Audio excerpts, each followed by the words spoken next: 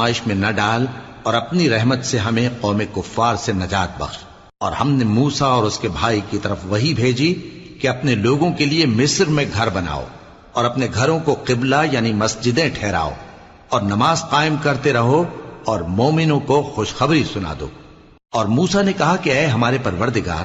تو نے فرعون اور اس کے سرداروں کو دنیا کی زندگی میں بارونق ساز و سامان اور مال و زر دے رکھا ہے، اے پروردگار کیا اسی لیے کہ وہ تیرے رستے سے گمراہ کر دیں؟ اے پروردگار ان کے مال کو برباد کر دے اور ان کے دلوں کو سخت کر دے کہ ایمان نہ لائیں جب تک عذاب علیم نہ دیکھ لیں۔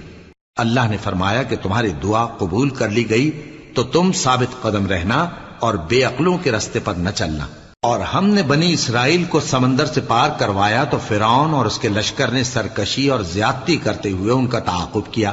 یہاں تک کہ جب اس کو غرق کرنے والے عذاب نے آ پکڑا